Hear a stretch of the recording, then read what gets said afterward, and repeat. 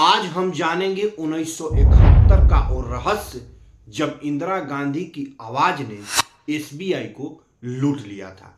आखिर bank manager ने एक फोन कॉल पे 60 लाख रुपए क्यों दे दिए थे? कल्पना कीजिए, साल है 1971, तारीख है 24 मई, संसद मार्ग नई Delhi, state bank of India का हेड ऑफिस। दोपहर के करीब 12 बज रहे थे। बैंक के चीफ कैशियर वेद प्रकाश मल्होत्रा अपने केबिन में बैठे हुए थे। तभी फोन की घंटी बजती है। मल्होत्रा जी फोन उठाते हैं।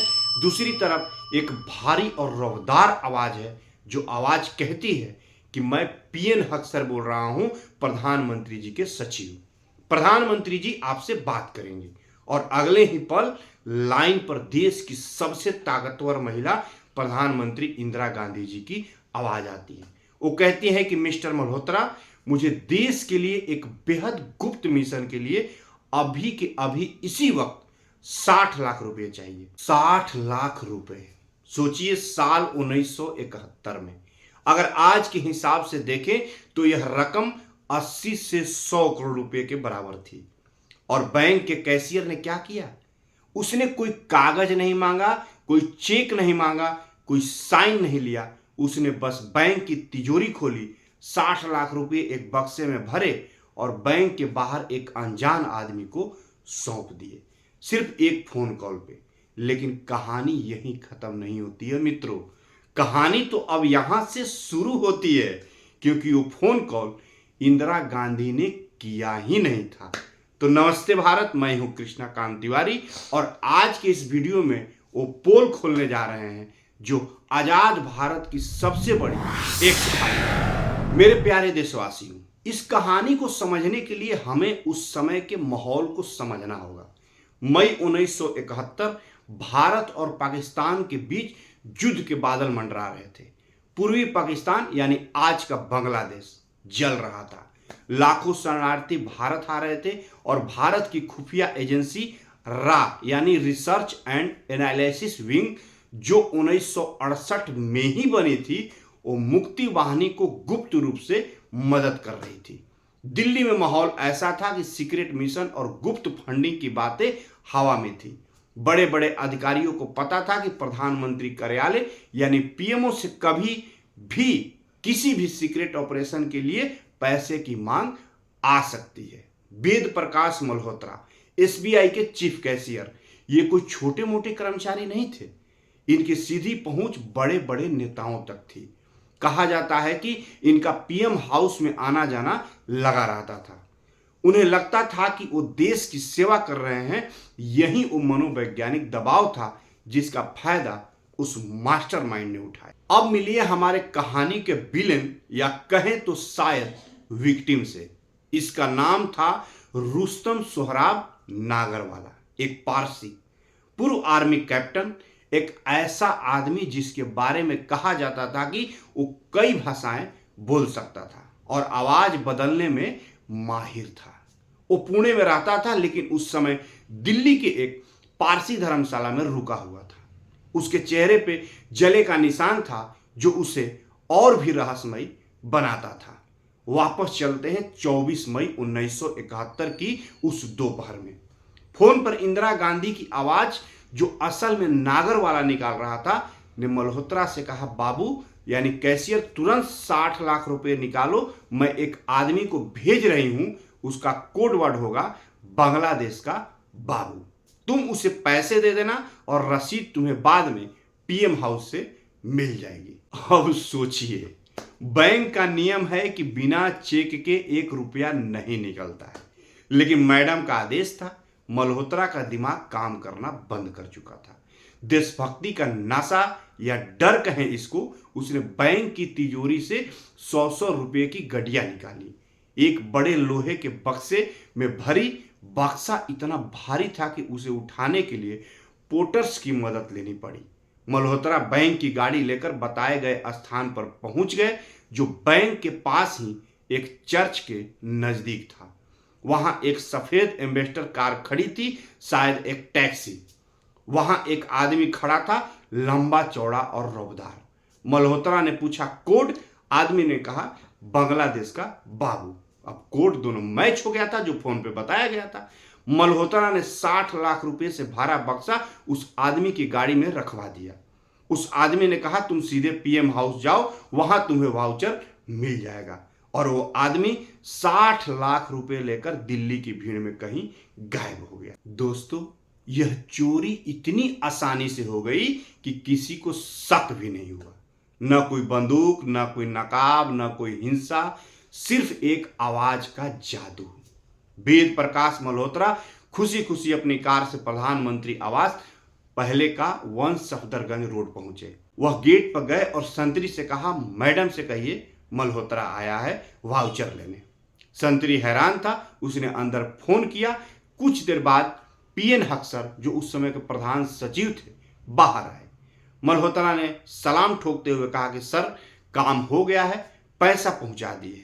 हक्सर ने पूछा, कौन से पैसे और कैसा काम? मल्होत्रा के पैरों तले जमीन खिसक गई। उसने कहा कि मैडम ने फोन किया था, 60 लाख रुपए मांगे थे, बांग्लादेश का बाबू कोड दिया था। हक्सर ने साफ कह दिया कि न मैंने तुम्हें फोन किया है, न प्रधानमंत्री जी ने। तुमने बैंक का पैसा किसे दे दिया? उस पल मल्होत्रा को एहसास हुआ कि उसके साथ क्या हुआ है। देश का सबसे बड़ा बैंक दिन दहाड़े लूट चुका था। तुरंत पुलिस को खबर दी गई।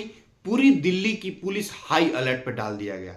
संसद मार्ग के उस समय पुलिस स्टेशन के सबसे होनहार ऑफिसर डीके कश्यप को यह केस सौंपा गया। अब यहां कहानी में पहला बड़ा ट्विस्ट आता है। आमतौर पर ऐसी चोरियों में अपराधी देश छोड़कर भाग जाते हैं, लेकिन नागरवाला ने क्या किया आप लोग को पता है? वो पैसे लेकर सीधे उसी पारसी धर्मशाला यानी दिल्ली गेट के पास गया। जहां वो रुका था, उसने टैक्सी वाले को ढेर सारे पैसे दिए। फिर उसने धर्मशाला में जाकर वो बक्सा रखा। पुलिस ने पूरी दिल्ली में नाकाबंदी कर दी थी। शाम होते होते पुलिस को खबर मिली कि एक आदमी पारसी धर्मशाला में बहुत सारे पैसों के साथ देखा गया है। पुलिस वहां पहुंची और हैरान कर देने वाली बात यह थी कि नागर वाले ने भागने की कोशिश ही नहीं की। उसने पुलिस वाले को देखते ही कहा कि मैं ही वो आदमी हूं जिसे तुम लोग ढूंढ रहे हो। उसने पैसे वापस कर दिए। सिर्फ कुछ हजार रुपए कम थे जो उसने टैक्सी वाले पे और जगह पे खर्च किए थे। उसने अपना जुर्म कबूल कर लिया। उसने कहा, मैंने सिर्फ यह दिखाने के लिए ऐसा किया था कि भारत की सुरक्षा व्यवस्था कितनी कमजोर है। अगर मैं फोन पर बैंक लूट सकता हूं तो कोई कुछ भी कर सकता है। अब आप ये समझ रहे होंगे कि यहां ये केस सॉल्व हो गया। नहीं भाई, यहीं आप गलत हैं। असली खेल तो अब शुरू हुआ है। पुलिस ने उसे गिरफ्तार किया और इतिहास में पहली बार सिर्फ 10 मिनट की सुनवाई के अंदर उसे 4 साल की सजा सुना दी गई। जी हां, आपने सही सुना।